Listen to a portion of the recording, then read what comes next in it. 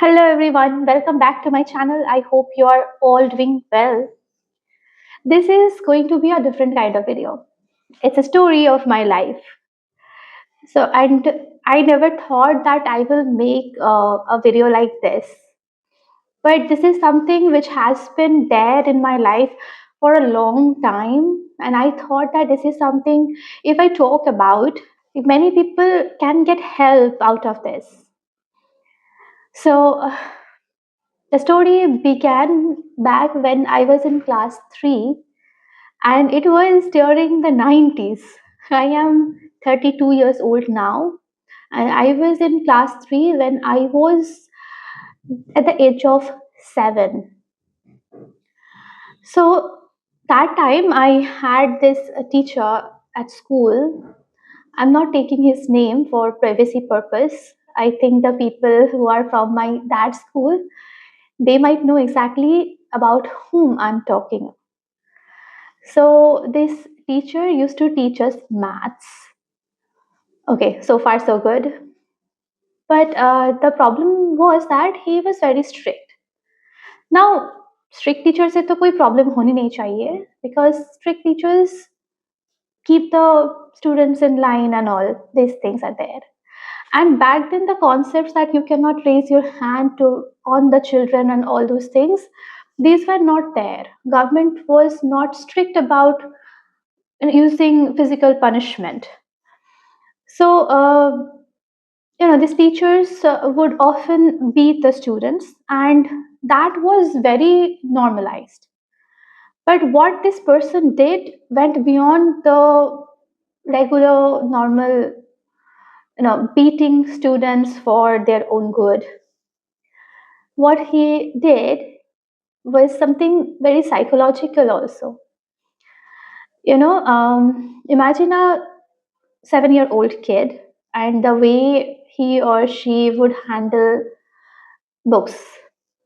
So all the books had this brown paper covers, and and we used to carry the books in the bag, and obviously, like taking the books in and out of the bags, the covers will be slightly ripped at the corners, right?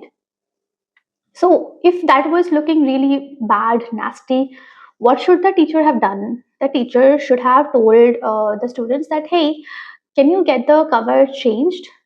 But he wouldn't do that.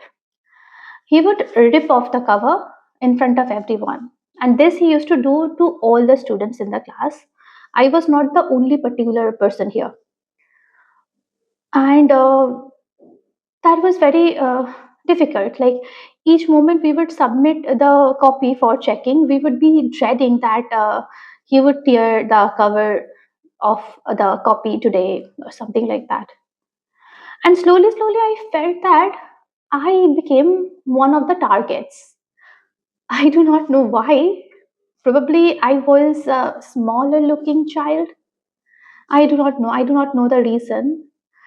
But he started tearing the covers of my copies more often, even if the copies were in perfect shape. I could not understand why the covers were being torn, but it kept on happening. And I used to come up with excuses at home to put the cover again. That was such a miserable thing. Now, so far, it was not that much harmful, right? So he used to beat the kids, all the kids in the class, even for small mistakes. He used to have this wooden ruler, and he used to beat all the kids, no matter what small or how small the mistakes are. If somebody could not understand a particular problem, he would beat that child. If somebody got a little less marks in the class test, he would beat that child. Again, here also I became the target. Now, I was very afraid of him. So I tried to perform good, honestly, trust me, I still remember the pressure was so much to like not to make a mistake that I sometimes would break down. I remember breaking down and crying in front of the entire classroom several times. And when he was like talking to me in front of the classroom, in front of everyone, sometimes he would just put me like keep me standing in front of everyone just because I made a mistake in the copy. And the fear would make me commit the mistakes even more. So then this was there. So far, it was not like very difficult, it was purely psychological. And after a few days, the another kind of torture began.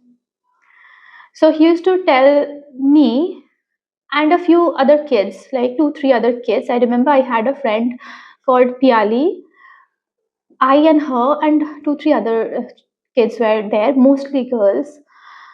He would tell us that, whatever math problems we made mistakes of, we should redo them during the lunch break and take them to him for a checking. So we would do that. So I and Piali, we were his special target. So he would sit us in that staff room when there would be no other teacher, because it's the lunchtime, and I don't know where the other teachers were, but mostly whenever he would call us, there were no other teachers. If there were other teachers, then we were safe. But the days there were no other teachers, he would just wedge a pen in between our fingers and press the fingers so hard that we would cry.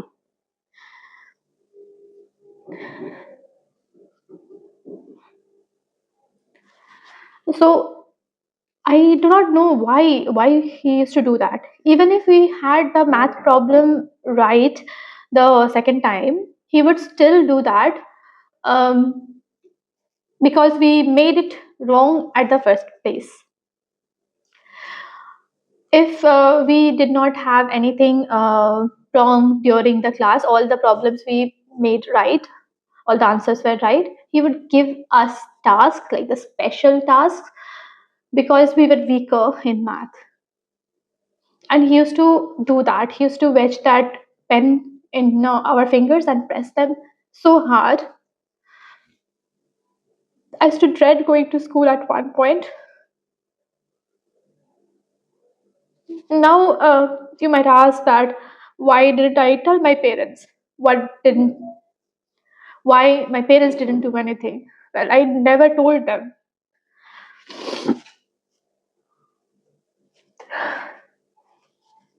I never told them. I was afraid. He used to tell both of us that if you tell this to your parents will scold you even more. I'm going easy on you, and your parents will be bad. Your parents will like beat you even harder. So neither I nor really we did not complain about this at home. My parents did not know it for a long time. I later shared this story when I was an adult, when I understood that what he did was not right. So I hate maths. I hated maths in my whole life. It's not because I found it difficult. It was because of that trauma he had given me in that very childhood. The fear of that person shifted to the fear of the subject. Oh my god, so many years, still it hurts.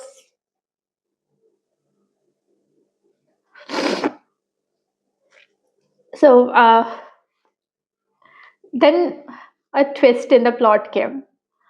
So years later, I finished my master's in English, and I was in a bookstore, a local bookstore, and he came there.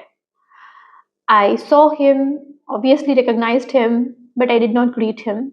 But he recognized me, and he smiled and came towards me and asked what I was doing. I said that I was doing, like, I finished my master's in English.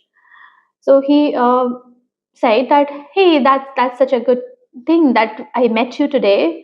My son is in class 11 and we are looking for an English tutor, and I do not want to put him in this tuition batches where there are so many people. So would you consider teaching my son?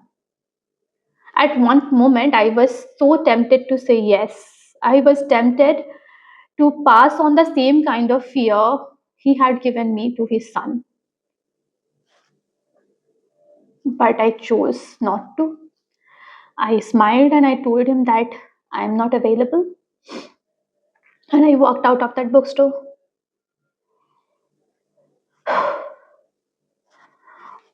Why I shared this story? It is because now there are very strict rules about raising hands on the children. The government penalized it and everything, but still there are a few teachers, I think, that they do this kind of acts, and the children, they're very easy to brainwash. Like he told us that we could not complain about this to our parents. Our parents could have taken a stand. So I just want to tell people that if your kid is afraid of a particular teacher, just find out why is the kid afraid of that particular teacher or a person. Is that person doing something abominable to the child? I think as a parent, it is important to keep the eyes and ears open. I am not a parent myself, but I have friends who have children. Like I always tell them to keep their eyes and ears open about any person who are closely associated with the life of their children, because we never know what trauma that one person can create in a child's life. So yeah, that's all. That's the story I wanted to share. So yeah, I know I became a little emotional in between, but it is actually a very touchy topic. I usually do not talk about it, and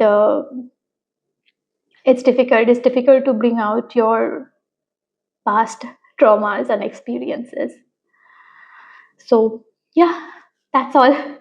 Thank you for listening to my rant, and you can check out my travel videos as well as my daily life videos. Thank you. Bye bye.